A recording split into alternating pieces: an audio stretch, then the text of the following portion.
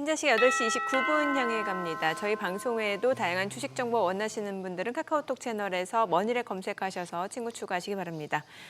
와, 진짜 시장 변동성이 어마어마합니다. 사실 간밤 뉴욕 증시 낙폭을 좀 축소하긴 했는데 어제 우리 시간으로 오전 10시 트럼프 대통령 연설이 있고 나서 그 당시 시장 변동성은 진짜 약간 오르더니 다시 훅 빠지고 네. 낙폭이 더 확대되고. 그죠. 예, 그렇습니다. 그러니까요. 뭐 일각에서는 뭐 종전 선언이 나오고 혹시나 뭐 나토에서 탈퇴 뭐 이런 얘기를 하나 네. 뭐까지도 했습니다만 항상 또 이렇게 허를 찌르는 또 트럼프 대통령이었죠. 그렇죠. 2, 3주 동안 정밀 타격을 하겠다. 뭐 석기 시대라는 표현까지 나왔으니까. 그래서 과거 그 전쟁 걸린 시간을 하나하나 더 읊으면서 읊으면서 지금 전쟁은 진짜 짧은 거다. 거기에 뭐 우리 한국의 6.25 전쟁까지 다 언급이 언급됐다면서요. 됐어요. 예. 네. 근데 어제 또 밤사이에 그것도 대단했습니다. 아마 잠자리에 들면서 우리 투자자분들 마음이 많이 힘드셨을 텐데 네. 보니까 뭐 유럽장, 미국장 할 것 없이 유가, 채권 수익률, 뭐 달러 할 것 없이 그냥 확 돌려세운 게 시황에서는 그거라 그러던데 오만하고 이란이 호르무즈 해협 예. 통행을 갖다가 위한 프로토콜 의정서라고 해야 되나? 뭐 그걸 갖다 한다는 얘기인데 거기다가 트럼프 대통령이 이제 호르무즈 해협은 당사국들이 알아서 해 하고 빠지니까 미국은 상관없다. 네, 그러니까, 예. 영국, 프랑스가 중심이 돼서도 한 40개국이 일단은 뭘 좀 해보자라는 움직임을 보였다는 것이고 등등인데 예. 결국에는 호르무즈 해협을 거치지 않는 파이프라인의 필요성이 다시 한번 대두되고 있는 상황이고 이게 결국 트럼프가 원하는 거라는 거잖아요. 예. 그러니까요. 저희 얘기했던 뭐 IMEC 어허. 그 얘기도 다시 나오고. 맞아요, 예. 맞아요. 그러니까. 근데 이제 결국 유가가 저만큼 급등을 했는데도 뉴욕 증시나 뭐 유럽 증시, 우리 야간 선물도 회복력을 보였다는 것은 일단 고무적이긴 한데, 야, 그 유가의 타격은 우리 한국, 대만, 일본 뭐 이런 쪽은 더더욱 뭐 계속해서 가지 않을까 싶기도 해서. 그렇죠. 근데 문제는 2, 3주간 앞으로 변동성은 커질 수밖에 없고. 각오해야 된다 예. 하는 그런 생각이 드네요. 맞아요. 네. 자, 오늘 함께해 주실 분 모셔서 또 자세한 이야기 나눠보겠습니다. S플러스 자산운용 고태훈 본부장님 함께합니다. 어서 오세요. 네, 안녕하십니까. 어서 오세요, 고 본부장님. 안녕하세요. 왜 이렇게 홀쭉해지셨어요? 아닙니다. 여기가 많이 그거 하시네. 뭐 운동하시거나 뭐 예, 운동을 좀 많이 하고 있고요. 예, 뭐 비만은 아니시잖아요. 비만 치료제는 하고 있었어가지고 그래요? 예, 스스로 임상을 좀 하고 있습니다. 아니 딱 지방이 딱 빠진 느낌. 네. 운동을 열심히 하고 있습니다. 요즘 뭐 우리 증시에서 또 바이오 쪽에서는 비만 치료제가 그냥 임상. 메인입니다만. 그쵸. 아니 실제 본인이 임상을 해보시니까 네, 저희 포트폴리오 아무래도 비중이 꽤 있다 보니까 네. 실제로도 제가 효과를 보세요. 예, 뭐 효과는- 마운자로. 네, 마운자로로 효과를 확실히 좀 보고 있는 상황입니다. 그 일라일리도 포트에 담고. 예, 릴리를 좀 좋아하는 편이고요. 그러다 보니까 좀 실제로 어떤 느낌인지 궁금하기도 했고 네. 앞으로 좀 더 많이 퍼져나갈 대중화의 좀 기점에 있어가지고 저도 좀 체험을 그럼 하고자. 대조군으로 위고비 임상도 예, 해야 위고비로 되는 거 시작을 아니에요? 해서 마운자로 아. 전 넘어간 상황인데 두 개가 좀 저한테는 차이가 있더라고요. 이 개인마다 좀 많이 차이가 있는데 저한테는 개인적으로 차이가 좀 있었습니다. 어떤 원리로 살이 빠지는 거예요? GLP-1이라는 성분이 들어가서 포만감을 주는 거거든요. 포만감? 네, 기본적으로는 포만감을 주는 거고 뇌 예. 시상하부에 작용을 해서 그 포만감을 주는 호르몬이 계속 작용을 하는 거죠. 그러다 예. 보니까 먹고 싶은 의지도 좀 떨어지는 거고 결국엔 식욕을 떨어뜨리는 겁니다. 그래서 인생의 일락을 하나 포기하는 거네요. 근데 뭐 그렇게까지 뭐 심각하게 식욕을 떨어뜨리는 건 아니기 때문에 아니고. 사실 그 전에 너무 뭐 즐겼다고 볼 수도 있을 것 같고요. 네, 그러니까 소장님한테 낙이 진짜 줄 수 있는 게 소장님은 출근하시기 전에 네.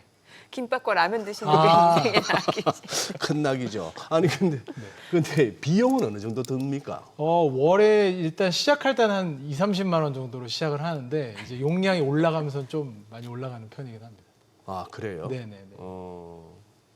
요즘 일라일리 주가가 어때요? 릴리 주가는 그렇게 썩 좋지 않습니다. 연초 그래요? 대비해서 한 20% 정도 주가 하락은 있었고 네. 변동성은 사실 좀 있는 상황인 게 이게 지금 경쟁 상황이 굉장히 복잡하게 흘러가고 있거든요. 오늘 뭐 사실 질문 내용도 있긴 했었는데 지금 알약이 나오면서 경쟁 상황도 굉장히 많이 바뀌고 있고요. GLP-1 그 치료제, 그러니까 먼저 나왔던 위고비 같은 경우가 특허 만료가 된 지역들이 굉장히 많거든요. 예. 중국이랑 인도랑 브라질에서 올해 특허 만료가 되다 보니까 그러면 복제약이 나오잖아요. 그럼 가격이 굉장히 많이 떨어질 거에 대한 우려도 있고 이 시장이 앞으로 더 얼마나 커질까. 이미 매출액이 거의 100조 규모로 나오고 있는 시장이기 때문에 네. 여기서 얼마나 더 클 수 있느냐에 대한 시장에 좀 질문은 있는 상황인데 뭐 저는 개인적으로는 좀 더 대중화 확실하게 될 거라고 생각은 하고 있습니다. 아니 지금 뭐 뉴욕도 그렇고 유가도 그렇고 중동 전쟁도 급합니다만 말 나온 김에 마무리하고 갔으면 싶어가지고 지금 그러면 3,000단 계약이 지금 코스닥 시총 1위까지 갔다가 지금 또 논란의 중심에 서 있습니다만 거기도 그러면은 거기도 뭡니까 경구용 먹는 인슐린냐 그죠? 이 얘기가 네. 있었고 네네네. 또 비만 치료제도 있었고 예.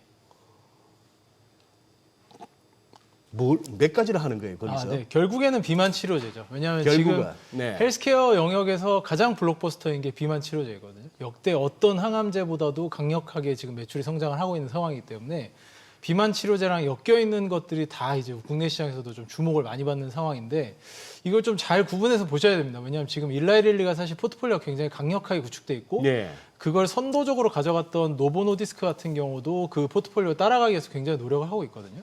그러니까 지금 일라이릴리가 하고 있는 마운자로 같은 경우는 GLP-1, GIP라는 듀얼 아고니스트, 그러니까 이중작용제로 하고 있기 때문에 1년 동안 맞으면 지금 임상 결과로 몸무게가 22% 이상 감량되는 그런 이제 수치가 지금 나온 상황이고요. 네. 그러면 이거를 주사제로서 이기기 위해서는 두 가지 정도거든요.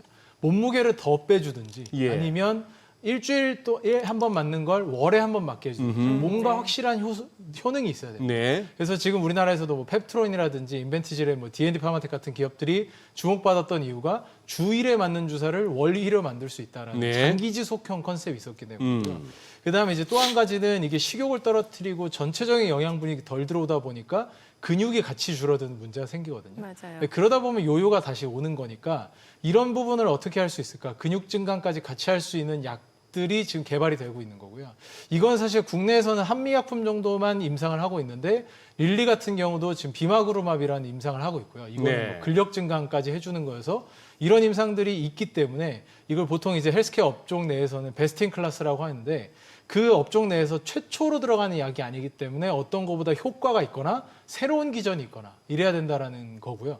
또 한 가지는 이제 경구용이죠. 아까 말씀드렸던 세마글루타이드, 위고비의 그 원재료명이 세마글루타이드인데 세마글루타이드의 물질 특허가 이제 끝난 지역들이 많기 때문에 네. 거기서 이제 제네릭이 나오는 거에 대해서 들어갈 수 있는 기업들의 관심들을 좀 갖고 있는데 이 영역은 조심하셔야 되는 게 저희가 셀트리온이나 삼성바이오로직스가 성장하던 시기에 보셨던 것처럼 혹은 이제 과거에 테바라는 기업이 또 있었는데 우리나라도 제네릭으로 성장한 중소형 제약사들이 굉장히 많은데 네. 이런 제약사들이 결국엔 복제약을 만드는 거기 때문에 누가 더 싸게 만드느냐가 굉장히 중요한 포인트거든요. 네. 근데 이러다 보니까 가격 경쟁으로 들어가서 주주 입장에서는 계속해서 가격을 떨어뜨리는 경쟁이 들어가다 보니까 밸류에이션을 좀 지나치게 땡겨오거나 하는 건 좀 경계해서 보실 필요가 있다라고 생각을 하고요. 이걸 보실 때 꼭 릴리가 지금 대응하고 있는 방향성을 보셔야 되는 게 지금 임상하고 있는 것 중에 하나가 또 레타트루타이드라고 삼중작용제가 있거든요.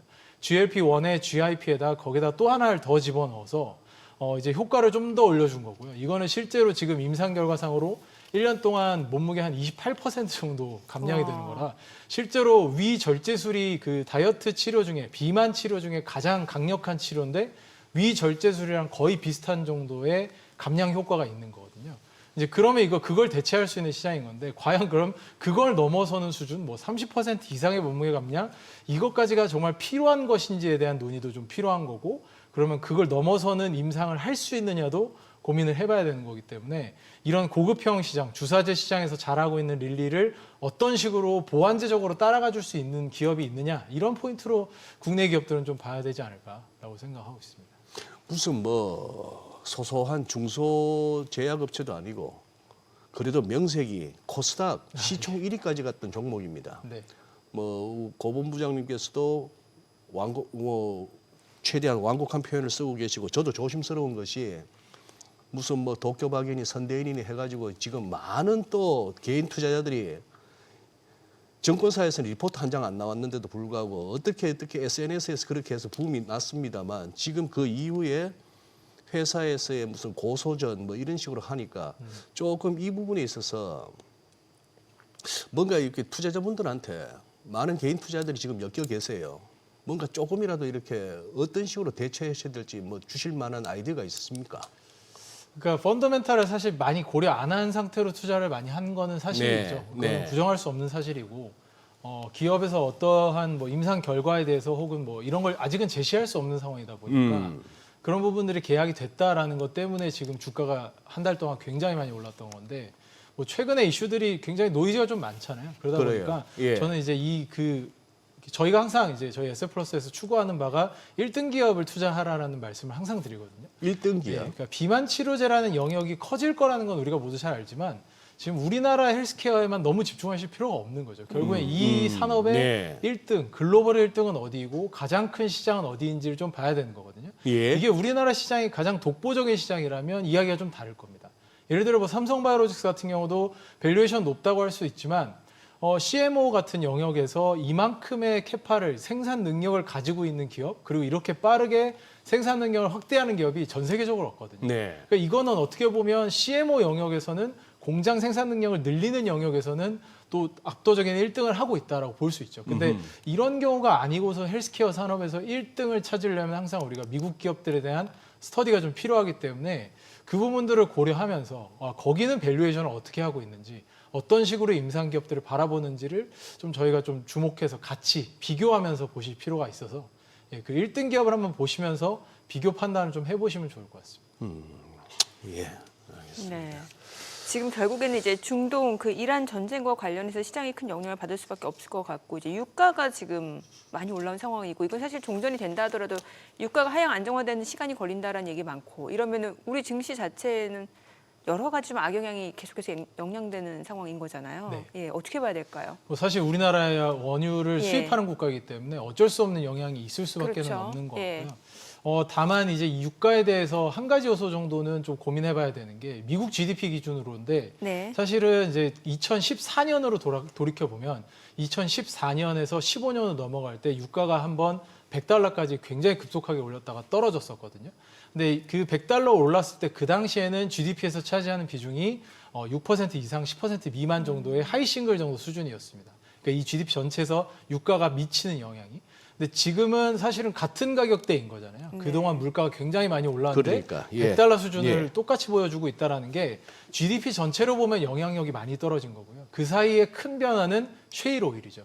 그러니까 미국이 그때까지만 하더라도 순 수입국으로서 계속해서 원유를 들여왔어야 되는데 2018년 이후로는 이제 순 수출국으로 전환이 되면서 미국의 입장이 좀 달라졌다라는 게 굉장히 좀 차이점인 것 같고 우리나라 같은 경우는 결국에는 원재료 계속 갖고 오는 상황이긴 하지만 저희 증시 차원에서 보자면 우리나라가 이러한 원유 기반의 석유화학 산업에 대한 투자 비중이 굉장히 높았고 지수 비중이 높았다면 불안감이 굉장히 컸을 것 같습니다. 근데 그런 부분들이 지금은 그렇게 크지 않기 때문에 2018년만 하더라도 롯데케미칼이나 LG화학 같은 기업들이 차지하는 시가총액 비중이 굉장히 컸는데 예. 지금은 시가총액 비중이 굉장히 떨어져 있고요. 결국 우리나라 지수를 움직이는 힘은 반도체이기 때문에 이제 그런 측면에서 고려했을 때는 유가의 영향력이 증시에 미치는 영향은 과거보다는 좀 덜하다고 생각은 할 필요 있다. 근데 항상 이 유가라는 거는 오르고 난 다음에 한 6개월 정도 뒤에 물가가 오르는 예. 거기 때문에 이제 그런 부분들은 저희가 간과할 수 없는 부분이라고 생각은 하고 있고요. 금리가 이렇게 여전히 좀 높은 상황에서 네. 금리를 떨어뜨릴 수 없다라는 그런 불안감은 있기 때문에 변동성에서는 여전히 조심은 해야 되는 부분이라고 생각하고 있습니다. 근데 국내 투자 전략 관점에서는 네. 미국에서 계속 원하는 거는 방금 이제 오프닝에서도 얘기하셨지만 예. 호르무즈 해협에서 교역을 하고 있는 당사 국가들이 알아서 해라잖아요. 예, 예, 예. 결국엔 미국으로 오라는 얘기죠. 그렇죠. 네, 미국 결국에는 기름도 사고. 미국 거 기름 사고 미국 거 LNG 예. 갖다 써라라는 건데 우리나라가 사실 그 어떤 나라들보다도 적극적으로 이 부분을 하고 있고요. 우리나라 기업 중에 개별적으로 선택해야 되지만 미국에서 가지고 있는 LNG 도입 비중이 높은 기업들도 있고요. 그다음에 이제 우리나라 같은 경우는 CDU 시설 같은 경우, 상압 증류 시설 같은 경우는 어느 정도 그 캐파의 그 성능이 좀 높은 그런 기업들도 있기 때문에 그런 기업들이 생존한다면 충분히 나중에 가능성은 있기 때문에 이게 산업 차원에서 보기보다는 개별 기업 차원에서 어떤 대응을 할 수 있을지를 좀 봐야 되는 그런 상황인 것 같습니다. 어쨌거나 트럼프 대통령으로서는 뭔가 이 전환점을 만들어야겠다고 생각은 한 것 같습니다. 그렇죠. 이란 전쟁 너무 길게 가서는 안 되겠고 이렇게 강하게 나가서 협상을 갖다가 이뤄내든지 진짜 협상을 안 하면 그 조금 강한 표현을 썼습니다만 진짜 이란을 좀 더 타격할 수도 있겠고 거기다가 또 어제 뉴스 중에 펜본디 펜본디 법무장관을 갖다가 이제 해임을 시켰는데 이것도 보면은 지금 서슬퍼런 취임 1년 하고도 남짓을 갖다가 하면서 트럼프 취임하면은 이 사람들이 조금 힘들겠구나 정치적으로 내지는 무슨 기소가 되든지 뭐 재판을 받든지 하겠구나 싶었던 게 한 건도 없었단 말이에요. 이제 이런 식으로 좀 약간 또 전국을 갖다가 좀 전환하려나 싶기도 하고 해서 뭐 여러 가지로 생각이 복잡해 보이네요. 저 화면에 나오는 저분이 그런 상황인데 문제는 이게 이제 우리나라의 유가 측면도 그렇고 지금의 이 시장 흔들림이 이게 소나기가 될지 소나기에 그칠지 이게 조금 장마가 될지 이게 좀 불분명해가지고 그러니 지금 사실 다들 5천은 견디겠지 하는 코스피 기준으로 그런 분들도 적지 않고 5천 밑으로 한번 갔다 와야 되는 거 아니야라고 하시는 분들도 적지 않고 뭐 판단은 뭐 쉽지 않습니다만 어떻게 보세요? 저희는 뭐 지나친 낙폭이 발생할 거라고 크게 생각하고 있지는 않은 게 아까도 말씀드렸던 것처럼 네. 지난 출연 때도 말씀드리긴 했지만 이 우리나라 시장을 지금 버텨주는 가장 큰 이익의 버팀목은 반도체이기 때문에 반도체. 네. 지금의 이제 원유 상황, 뭐 정치적인 상황 여러 가지 상황들이 맞물려 있기는 하지만 반도체는 그거와 상관없이 사실 네. 정권과 상관없이도 굉장히 중요한 메가 트렌드로 자리 잡고 있는 상황이기 때문에 인공지능에서의 투자가 이어질 수 있느냐가 사실은 더 중요하겠죠. 물론 이게 금리가 인하되지 못하고 유동성이 풍부하지 못하면 이쪽으로 투자가 더 강력하게 들어오지 못한다라는 결국에 최종적으로 만나는 지점이 있는 건 사실이지만 이쪽에 투자가 계속 이루어지고 있는 상황에서는 저희가 그렇게까지 바텀을 걱정할 필요는 없는 것 같은데요. 이제 상승 여력이 전고점을 뚫고 다시 올라갈 수 있느냐 이 부분에 대한 고민은 사실 좀 필요할 수 있겠죠. 근데 아래로는 그래도 힘이 충분히 지금 우리나라는 있다라고 생각하고 있습니다. 또 문제는 근데 환율이에요. 지금 뭐 간밤에 달러 인덱스도 다시 100까지 올라온 상황이고 또 최근에 달러 환율은 1,500원 훌쩍 넘은 상황이고 여러 가지 봤을 때 1,500원 아래로 내려가기 쉽지 않다. 뭐 최근에 뭐 윗비 이 부분에서 환율은 어느 정도 상단은 조금 이제 좀 방어해줄 거다라는 얘기도 있었습니다만 글쎄 그 효과에 대해서도 아직까지는 좀 분분한 의견인 것 같고 어떻게 보시나요? 환율도 사실은 뭐 충분하게 방어 노력들을 여러 가지 해왔지만 1,500원 결국 뚫고 올라간 네. 상황이기 때문에 예. 저희가 환율이 뭐 다시 1,400원대로 돌아가서 굉장히 안정화될 거라고 얘기하기 굉장히 어려운 것 같습니다. 이제는 저희가 그래요. 펀더멘탈하게 보면 무역 수지나 경상 수지는 다 좋은 상황인데 네네. 그 어느 때보다도 흑자 상황인데도 불구하고 환율은 돌아오지 않고 있거든요. 그렇다라는 거는 어느 정도는 이 상황을 갈 수밖에 없는 그런 여러 가지 상황들이 있다라는 건데요. 이제 우리나라 증시 입장에서 보면은 환율의 수혜를 보는 기업들, 그러니까 원화가 약세가 됐을 때 계속해서 수혜가 되는 기업들이 또 있는 상황이기 때문에 뭐 수출주? 그렇죠. 예. 수출과 관련된 것들이죠. 메모리 반도체도 수출인 거고 예. 뭐 식품 기업들도 요새는 수출이 워낙 많기 때문에 이런 수출 비중이 높은 기업들 입장에서는 어떻게 보면 원화 환산으로 계속 이익이 성장하는 부분이 있으니까 이제 그런 측면에서 오히려 좀 긍정적으로 풀어가려고 하는 게 지금 정부의 스탠스이지 않을까. 물론 환율은 계속 컨트롤하려고 하고 있지만 네. 쉽지는 않은 국면인 것 같습니다. 아니 수출주 얘기하니까 지금 뭐 호르무즈 해협을 지나다니는 게 사실 원유뿐만 아니라 지금 헬륨도 얘기가 나오는 게 네. 이게 반도체 공정에서 필수 소재다 보니까 사실 미국도 이 부분은 간과할 수 없다라는 얘기가 나오고 네. 그럼 이러면 이제 반도체 섹터도 사실 영향이 있을 수밖에 없잖아요. 네네. 안 그래도 그 한 이틀 전쯤에 이제 TSMC 같은 경우가 예. 이와 관련돼서 컨퍼런스 콜을 좀 진행을 예. 했었는데 예. TSMC가 지금 사용하고 있는 헬륨 같은 경우 이제 고순도 헬륨을 한 80% 정도는 이미 재활용을 하고 있었고요. 그러니까 필터링을 다시 해서 다시 활용을 하고 있었고 네. 이거를 90%, 95%까지 올릴 수 있다라고 얘기를 하고 있거든요. 예. 기술적으로 예. 충분히 예. 가능하다라고 얘기하는 건 80%를 이미 재활용한다면 20%만 새로 구입해 오면 되는 건데 재활용을 90에서 95%까지만요. 95%까지 올리면 구입하는 비중을 원래의 양에서 4분의 1까지 줄일 수 있다는 얘기거든요. 그러니까 사실은 뭐 아직은 이제 반도체를 그렇게까지 걱정할 상황은 아닌 것 같고요. 물론 이제 이게 가스나 이런 것들이 못 들어올 수 있는 상황들은 고려는 해야 되지만 네. 특히나 이제 대만 같은 경우 TSMC의 공정이 얼마나 꾸준하게 계속 이루어질 수 있는지가 굉장히 중요한데 TSMC 같은 경우는 이제 국가적으로도 대만에서는 이 반도체 산업이 무너지면 정말 큰일 나기 때문에 그렇죠. 국가적으로도 모든 산업에서 반도체 생산을 가장 최적으로 가져가기 위해서 노력을 하고 있는 상황이니까 네. 그렇게 우려할 것이 없다라고 생각하는 게 TSMC의 입장이었거든요. 예. 이제 우리나라 입장에서도 보면은 아직은 재료가 뭐 그렇게까지 떨어진 상황은 아니기 때문에 이제 그런 부분 뭐 심각하게 고민할 필요는 아직은 없는 것 같은데 아직은 물론 없지만 이제 앞으로 그렇죠. 앞으로 길어진다면 분명히 이 부분을 고려는 해야겠지만 지금 기업들이 충분히 대처는 하고 있는 상황이어서 뭐 아직은 특별히 펀더멘탈하게 나온 부분은 없는 것 같습니다. 아까 이제 그 뭡니까 원유 유가가 차지하는 GDP 대비 그걸로 봐서 뭐 석유화학에서나 전체적으로 지수에 미치는 영향이 예전만은 뭐 그렇게 크진 않다. 그 말씀 이제 일단 설명은 잘 들었고요. 근데 그리고 우리 고 본부장님 말씀하시고 또 누구나 또 공감할 만한 내용이 지금 우리나라는 지수가 됐건 뭐가 됐건 어쨌거나 반도체다. 우리 대한민국 살 길은 이거다 하는데 지금 이제 다음 주 7일인가요? 삼성전자 실적? 네.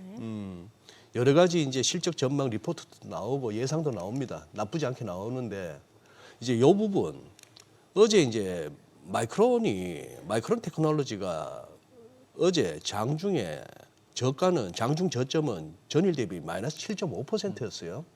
그러면서 다들 같이 이제 우하면서 이제 장이 분위기가 확 달라지니까 땡기기는 땡겼는데도 얘는 양전은 못했어요. 마이너스 0.44. 저점 대비로는 많이 올랐죠. 한 7% 올랐으니까 그거 한데 이게 지금 사실 그 터보 콘트도 나오기 전이었던 실적 좋아요 하는 거 보고 나서부터 밀린 거잖아요. 네. 우리도 지금 사실 좀 그런 거예요. 실적 좋을 거는 어느 정도 기대도 되고 예상도 되는데 실적 나오고 나서 주가가 반응을 못 할까 봐. 전자나 삼성전자나 하이닉스가 왜 그때쯤 되면은 왜 우리 개인도 개인이지만 외인이 좀 사줘야 될 텐데. 네. 그 결국에는 이제 전고점을 뚫고 더 올라갈 만한 힘이 있느냐 이건데 이거는 AI 버블론이랑 좀 함께하는 논리인 것 같습니다. 왜냐하면 네. 지금 삼성전자랑 SK하이닉스가 매출액으로만 400조, 500조가 나오는 상황이고 그러니까요. 이익으로 보면은 올해 예상되는 이익이 거의 뭐 2, 300조 이상이 되는 상황이잖아요. 네. 근데 이 정도의 금액을 메모리 반도체 두 기업이 벌어가는 것이 맞느냐라는 매크로적인 고민이 좀 필요한 거거든요. 구입자가 엄청나게 많긴 합니다. 지금 예. 뭐 클라우드 서비스 프로바이더 대표적인 4대 기업만 하더라도 아마존, 마이크로소프트, 메타, 알파벳만 하더라도 그들이 연간 캐펙스 투자하는 데이터 센터 비용이 1,000조를 지금 넘어가고 있는 상황이기 때문에 어떻게 보면 충분히 가능하다. 왜냐하면 데이터 센터 투자 비용만 1,000조가 되는 거고 그 외에도 레거시 메모리에 대한 구매 수요는 모바일에서 또 있고 항상 이런 구매 수요는 있는 그 수요차별 비중이 있기 때문에 충분히 가능하다라고 생각하시는 분들도 있는 거고요. 근데 이 부분이 좀 의심을 해봐야 된다라고 생각은 하고 있습니다. 저희도 그래서 이 전고점에 대한 고민은 좀 하고 있는 부분이 1,000조에서 투자가 들어올 때 500조에 200조 정도 영업이익을 번다라고 한다면 여기서 얼마나 더 업사이드를 만들어낼 수 있느냐. 이게 지금 항상 주식에서는 고민인 거잖아요. 그래서 이 업사이드에 대한 해소가 좀 필요한데요. 사실 이 부분은 시간이 좀 걸리는 문제라고 봅니다. 왜냐하면 예. 이번 실적 때 뭐 숫자가 지금 시장에서 기대하는 숫자만큼 나오고 난 다음에 우리는 앞으로 더 좋을 거야 해도 계속 의심할 거거든요. 왜냐하면 엔비디아 젠슨 황 대표도 지금까지 한 번도 사실 그 AI 업황이 꺾인다라는 얘기는 한 적이 없습니다. 그랬죠. 예, 근데 예. 항상 좋은 이야기를 하지만 예. 결국에는 실적에 대한 의심은 여러 군데에서 할 수밖에 없는 상황인 거죠. 너무 천문학적으로 돈을 잘 벌다 보니까. 그러면 이제 이 돈이 더 늘어날 수 있는지는 시간이 흐르면서 증명해 나가야 되는 과정이기 때문에 예. 그와 이제 장기적으로 함께 할 것인지 물론 밴드 트레이딩 관점에서 지금은 굉장히 좀 많이 빠져 있는 부분이 있기 때문에 충분히 괜찮은 접근 상황이라고 본다면 이 이후에 전고점을 뚫으려고 할 때 어떤 판단을 해야 될지에 대한 고민은 좀 해볼 필요가 있다는 거고요. 중장기적 관점에서 충분히 괜찮다라고 하는 건 밸류에이션 매력이 있기 때문이거든요. 그 밸류에이션이 높여져 가려면 결국 시간을 두고 실적으로 계속 증명해야 되는 거니까 뭐 단 한 번의 모멘텀으로 이게 갑자기 전고점을 뚫을 거라고 생각은 하지 않고요. 네. 중장기적 관점에서 리레이팅이 일어나면서 이 비즈니스 모델에 대한 평가 자체가 좋아지면서 가야 되기 때문에 지금 4-5배밖에 안 되는 SK하이닉스에 대한 평가가 7-8배만 되더라도 사실은 뭐 이익이 여기서 유지만 돼도 주가가 60% 70% 오르는 거기 때문에 예. 그 과정을 저희가 좀 중장기적 관점에서 지켜봐야 되는 게 중요한 상황이다라고 생각하고 있습니다. 네. 자, 지금 시각 8시 53분 향해 갑니다. 오늘 양시장 호가 상황 체크하겠습니다. 먼저 코스피 예상 체결 지수부터 확인해 보겠습니다. 오늘 2.6% 지금 반등 예상되고요. 5,371, 5,369로 집계가 됩니다. 코스닥도 1.7% 반등 예상됩니다. 1,074고요. 시가총액 상위 종목 예상가 보겠습니다. 오늘 삼성전자 2% 반등 예상됩니다. 호가는 18만 3,700원, SK하이닉스도 4.9% 상승 예상되고요. 지금 호가는 87만 1,000원, 삼성전자 우선주도 상승 출발 예상되고요. 현대차 지금 호가는 47만 5,000원으로 2% 상승 예상됩니다. LG 에너지솔루션 1% 오름세 예상되고요. 지금 예상 최고가는 40만 9,000원. 삼성 바이오로직스가 2.8% 상승 예상됩니다. 호가는 163만 원이고 한화 에어로스페이스도 소폭 상승 예상되고요. SK스퀘어 지금 호가는 49만 2,500원으로 4.9% 상승 예상됩니다. 두산 에너빌리티 예상치 결과 96,400원, 기아 1% 상승 예상되고 있고요. 코스닥 시가총액 상위 종목 예상가도 보겠습니다. 오늘 에코프로가 1.6% 상승 예상됩니다. 지금 호가는 14만 4,800원, 에코프로 BM 0.7% 오름세 예상되고요. 알테오젠 호가 지금 보합권으로 예상되고 삼천당 제약이 2.7% 상승 예상됩니다. 호가는 62만 6천 원, 레인보 로보틱스 예상치 결과 55만 원이고 ABL 바이오가 2.9% 상승 예상됩니다. 호가는 16만 4,500원, 포롱 티슈진 0.8% 하락 예상되고요. 리노공업 지금 예상치 결과는 10만 1,300원이네요.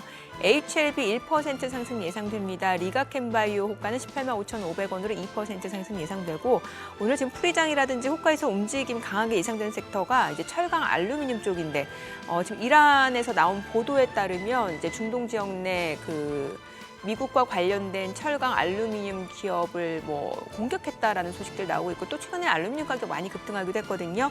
예를 들면 지금 사마 알루미늄 같은 경우는 두 자릿수 상승이 좀 예상되고 있는 모습이고요. 그 밖에는 이제 넥스틸도 18% 좀 급등이 예상되고 있는 상황입니다. 오늘 이제 철강이라든지 알루미늄 쪽, 스틸 파이프 쪽 이런 쪽 움직임도 좀 보시면 좋을 것 같습니다. 자, 이제 개장까지 한 5분 가량 남은 상황에서 지금 양시장 좀 반등이 예상되는데 사실 어제 낙폭이 또 컸잖아요. 네. 오후 들어서 낙폭이 더 확대된 양상이고 또 미국은 그 부활절 성금요일 휴장이고 주말 사이에 또 어떤 일들이 일어날지 모르다 보니까 투자자들 또 경계심은 커질 수도 있는 국면인 것 같습니다. 예, 그렇죠. 예. 바로 아까 예상 체결지수 네. 처음 이제 알려주면서 예. 2%대 상승이다 했는데 저희 인이어에서 들리는 얘기는 그거잖아요.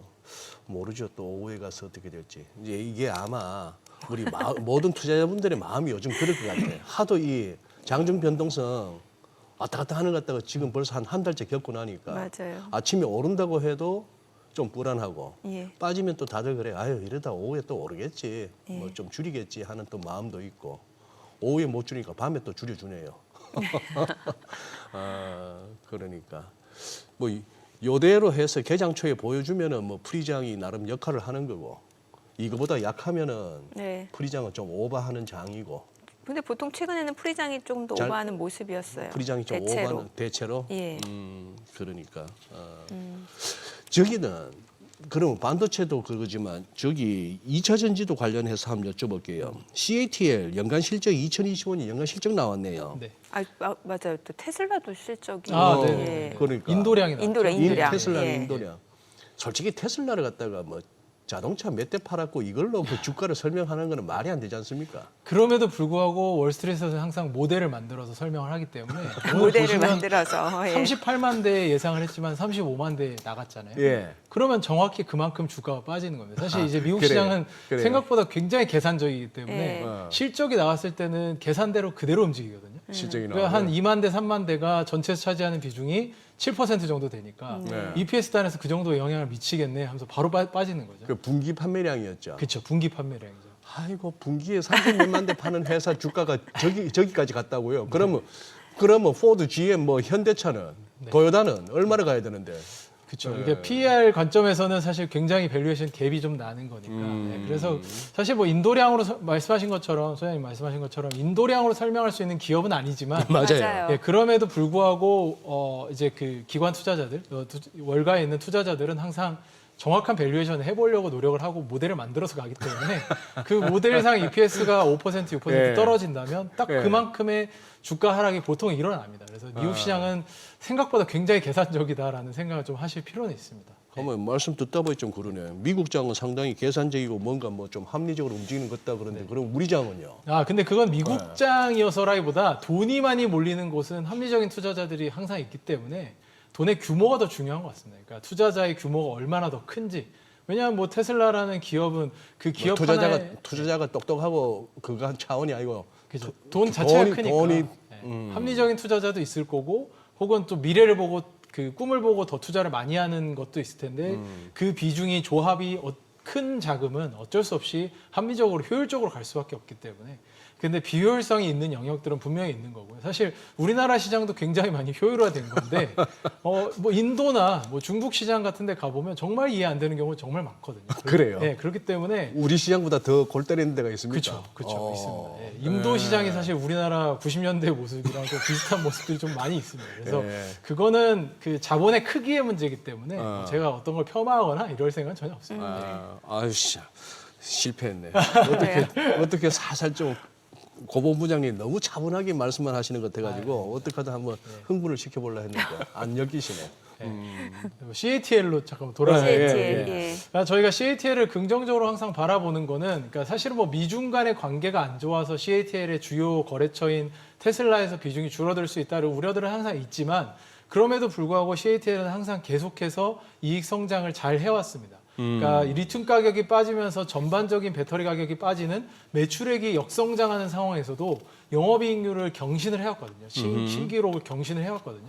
근데 이제 구조 자체가 좀 다르다는 걸 좀 투자자 여러분들이 좀 아실 필요가 있는데 우리나라 같은 경우 LG에너지솔루션, 삼성 SDI, SK온 같은 경우에 과거에 리튬 가격이 굉장히 많이 오르면서 원재료 부담이 이제 그들의 판가에 영향을 너무 많이 미치다 보니까 이 부분을 조절을 하기 위해서 코스트 플러스 마진 구조로 갔는데 중국 같은 경우는 CATL을 기반으로 대부분의 배터리 업체들이 어떤 가격을 딱 설정해 놓고 그거보다 비용 축소하는 거는 그들이 마진으로 취하는 구조이기 때문에 그 CATL 얘기 조금 더 개장하고 자세히 들어보겠습니다. 자, 오늘 국내 증시를 확인해 보죠. 개장합니다.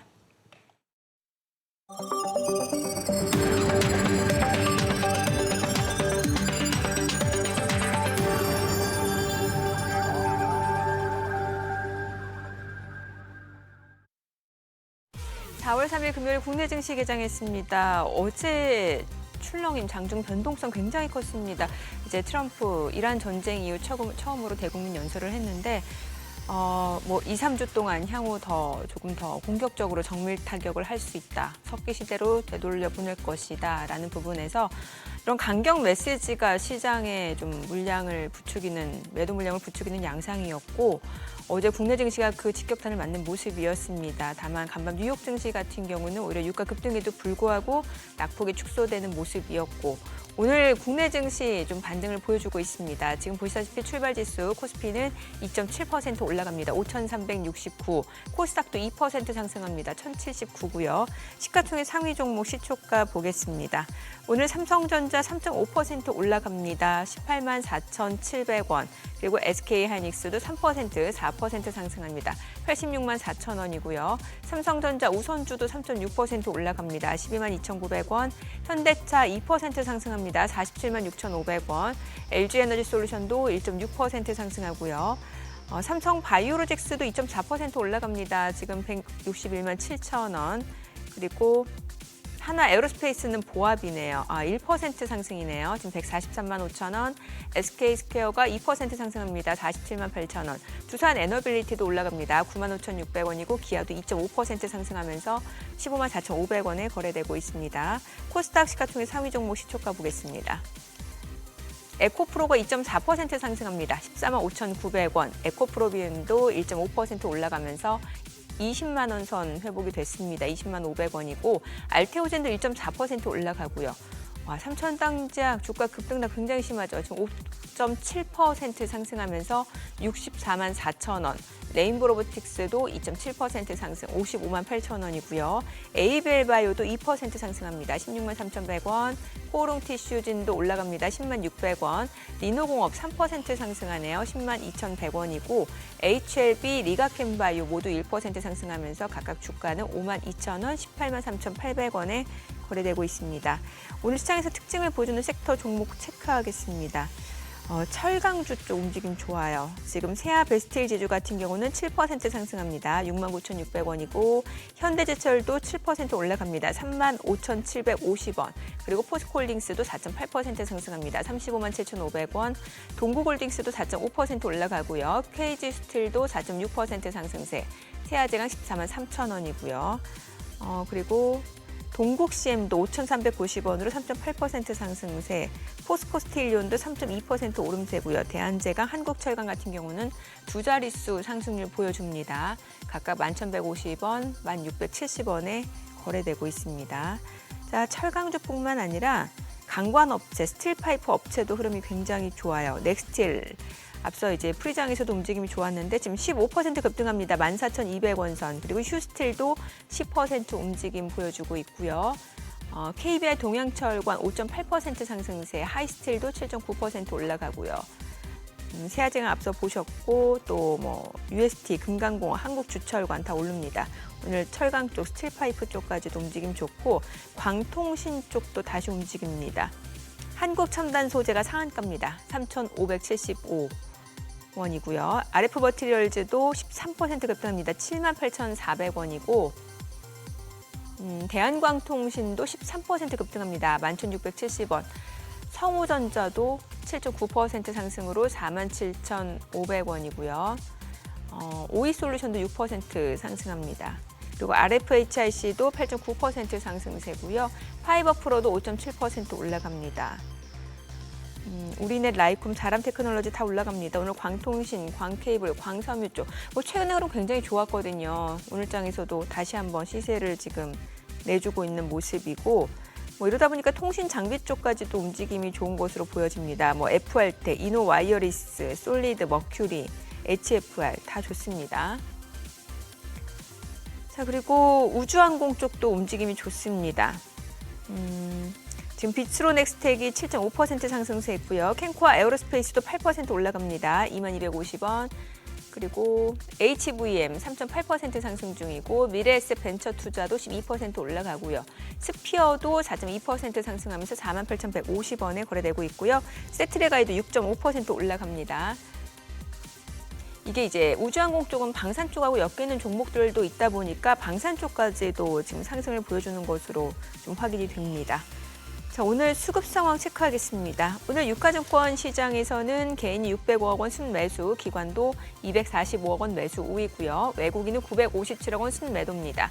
코스닥에서는 개인 투자자가 600억 원 매수 우위고요. 외국인은 470억 원, 기관은 102억 원 매도 우위를 나타내고 있습니다. 환율 체크하겠습니다. 달러 환율입니다. 오늘은 8원 90전 하락하면서 1,510원 80전에 개장이 됐습니다.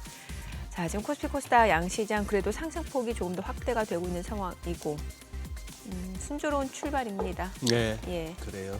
네. 어제 너무 많이 떨어졌어요. 또. 그러니까 이 낮은 데서 올라가고 높은 데서 떨어지는 거 생각할 것 같으면은 같은 예를 1%가 들어, 같은 1%가 아니죠. 3% 빠지고 3% 올라봐야 예. 안 되는 거죠, 그죠? 그렇죠. 더 올라가야 더 되는 올라가야 거예요. 되는 예. 건데.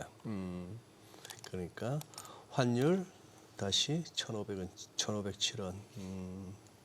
그거 하네. 이 외국인 친구 없으세요 혹시? 왜 이렇게 판답니까? 우리나라 시장이 그래도 여전히 차익 실현하기에는 가장 좋은 시장이잖아요. 그러니까 그 차익 실현을 연초에 어디로 가려고?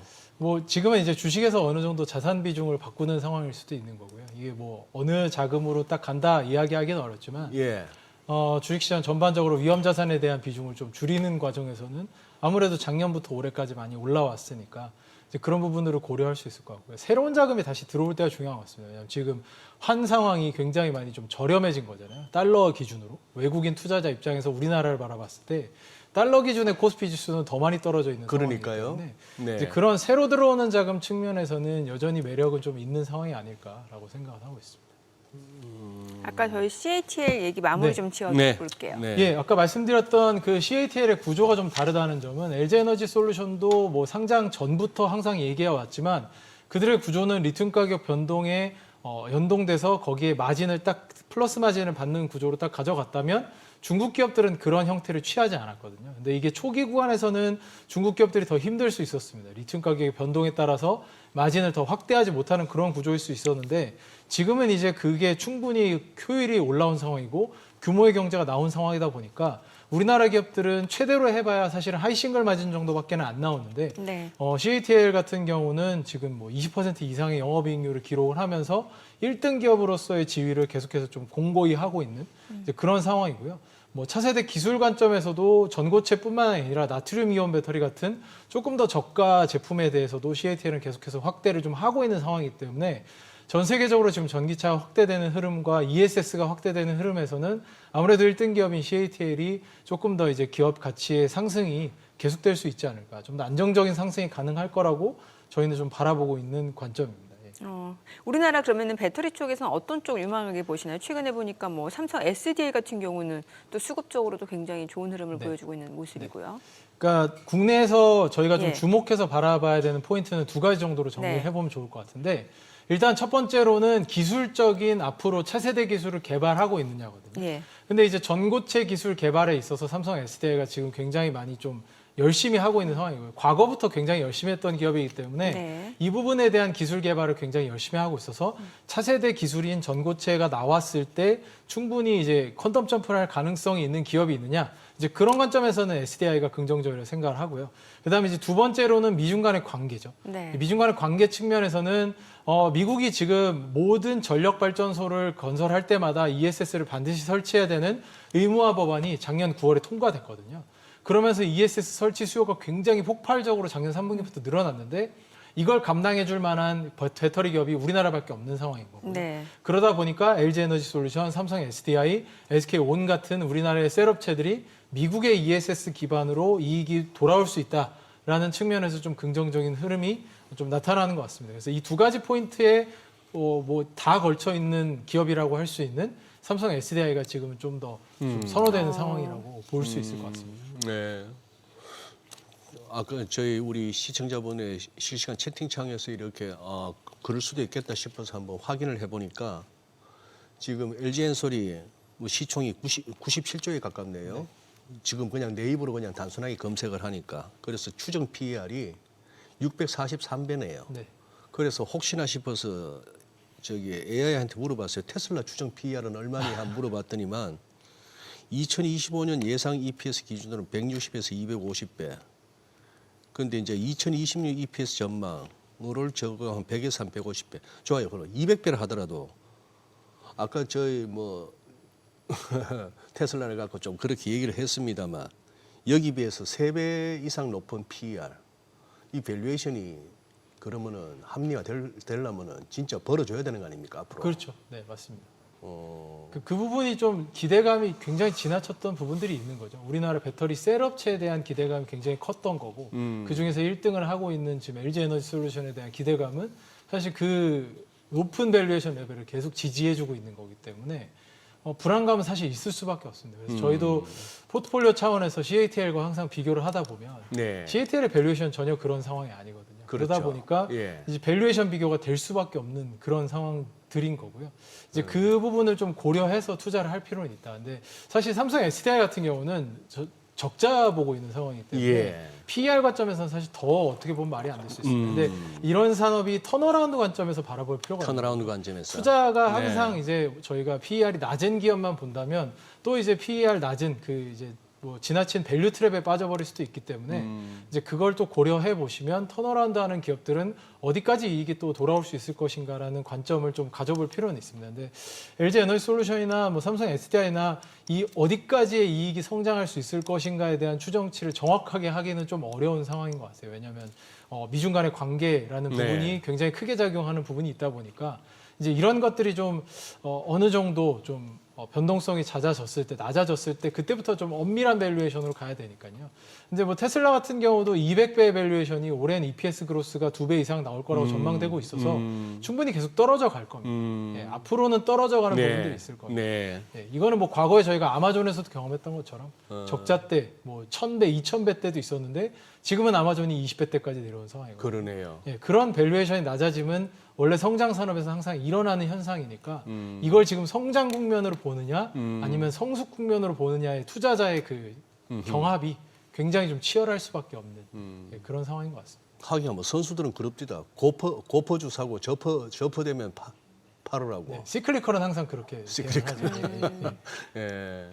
예. 아니 요즘 장에서는 어떤 전략이 좋은 거예요? 왜냐하면은 이게 또 주말 사이에 어떤 이슈가 나올지도 모르겠고 뭐 장기 투자하시는 분들은 사실 뭐 큰 걱정 없이 들고 가실 수도 있을 것 같은데 또 다 그런 건 아니니까요. 네, 이거 장기 투자라고 걱정이 없는 건 아닙니다. 왜냐하면 그렇죠. 그 사이에 손실이 항상 일어날 수 있기 때문에 그렇죠. 뭐 장기 계좌를 안 투자가- 들여다보지 그죠. 않는 이상. 장기 투자가 뭐 그렇게 편안한 건 아닙니다. 예. 과거에도 뭐 이채원 의장님이나 이런 분들이 얘기하셨던 것처럼 이럴 때 그냥 무협지 봐야 된다 뭐 이런 무협지. 얘기를 하셨었잖아요. 예. 그런 것처럼 사실 이런 구간에서는 최대한 그 주가를 바라보기보다는 기업을 좀 많이 바라보시고 기업 공부를 좀 더 많이 하는 게 훨씬 더 좋기는 합니다. 저희도 굉장히 어려운 부분이지만 기업이 실제로 좀 나아지고 있는 부분들이 있는데 예. 주가 변동 때문에 저희가 그게 다 가려지는 경우들이 많거든요. 기업의 비즈니스 모델이 개선되고 있음에도 불구하고 주가 변동이나 뉴스에 나오는 것들에 노이즈에 너무 흔들리다 보니까 네. 이런 것들이 너무 좀 변동성을 크게 스스로 느끼게 하는 부분들인데 지금은 뭐 어떤 비중을 주식 편입비를 확 늘리거나 주식 편입비를 확 떨어뜨릴 만한 국면은 확실히 아닌 것 같습니다. 그래서 지금 자기가 가지고 있는 비중 안에서 포트폴리오에 있는 기업들을 뭐 지나친 낙폭이 나온 것들은 손절을 해야겠지만 그렇지 않다면 이 기업들이 내가 생각하는 방향대로 성장하고 있는가? 뭐 예를 들면 아까 저희가 이야기했던 일날 일일 같은 경우도 네. 올해 들어서 연초 대비 주가는 20% 빠져 있는 상황이거든요. 그러면 이 지형들이 지금 여전히 생각했던 대로 강점을 유지하고 있느냐 아니냐 이런 포인트로 고민을 계속 해봐야 앞으로 변동이 또 일어났을 때 대응이 가능한 거니까 이제 대응을 하기 위한 체력을 좀 많이 키워놔야 되는 구간이라고 생각을 하고요. 뭐 불행 중 다행인 거는 그래도 이제 1분기 실적 시즌이 돌아왔습니다. 예. 그래서 1분기 실적이 나오면서는 그래도 숫자 가지고 얘기할 것들이 생기니까 조금 다시 이제 매크로 변동성보다는 펀더멘탈로 인한 이제 조정이 다시 발생하기 때문에 그 과정에서는 공부한 것들이 조금 더 빛을 발하는 구간이 될 거라고 생각하고 있습니다. 왜 저를 쳐다보세요? 예. 아니 예. 장기 투자자도 웁니다 그러시잖아요. 아, 예. 장기- 장기 아니, 투자자라고 항상 마음 편안한 거 아니에요? 그렇긴 하죠. 근데 이제 트레이딩 하시는 분들에 비해서는 이제 좀 일희일비가 덜 할 수도 있다 이런 의미였고. 아니 왜냐면 요즘에 많이들 현금 확보 좀 해놔야 된다. 좀 이익 난 그 종목에 대해서는 좀 수익 실현했다가 조금 더 빠졌을 때 매수하는 전략도 좋다 이런 얘기도 많이 나오니까 그래서 여쭤본 겁니다. 아, 네. 근데 사실 그 이익 난 기업을 다시 차익 실현을 했다가 다시 들어가는 그 관점을 잡기 굉장히 어렵거든요. 그건 그렇죠. 예. 네, 이게 왜냐하면 항상 메가 트렌드에 올바르게 올라타 있는 기업들은 꾸준하게 성장을 어쨌든 하기 때문에 그 구간에서도 30-40% 꺾이는 구간은 항상 있는데 네. 30-40% 꺾이기 전에 그럼 내가 팔았다가 30-40% 꺾였을 때 다시 산다? 이게 사실 뭐 이상적인 일이긴 하지만 트레이딩이 거의 불가능한 맞아요. 일이기 예. 때문에 그것보다는 오히려 계속해서 들어오는 캐시플로우, 그러니까 물론 캐시플로우가 전혀 없이 지금 너무 주식 편입비를 꽉 채워놨다 그러면 불안할 수밖에 없겠지만 예. 계속해서 들어오는 또 캐시플로우라는 게 있을 거잖아요. 예. 그러면 그 캐시플로우는 잘 가지고 있다가 실탄을 잘 가지고 있다가 그게 이제 다시 올라가는 구간이 되었을 때 신고가에도 충분히 살 수 있을 그런 이제 스터디를 좀 해놔야 될 필요가 있거든요. 저희가 신고가 종목을 피하면 사실 안 됩니다. 이게 많이 올랐다고 해서 신고가를 피하면 그 대세가 되었을 때 그 네. 함께하지 못하기 때문에 저희는 52주 신고가 종목들 굉장히 중요하게 바라보거든요. 52주 신고가. 네, 왜냐하면 52주 신고가라는 건 적어도 1년 동안 산 사람들이 1년 버텼으면 손실 본 사람은 없다라는 얘기예요. 그러니까 예, 예. 네, 매물의 관점에서 수급의 관점에서는 그래도 어느 정도는 안정적일 수 있으니까 뭐 그런 관점에서는 한번 52주 신고가를 다시 한번 돌아보시는 것도 나쁘진 않다고 생각합니다. 중요한 팁이네요. 네, 오늘 내용 여기까지 듣겠습니다. 네. 잘 들었습니다. 고맙습니다. 감사합니다.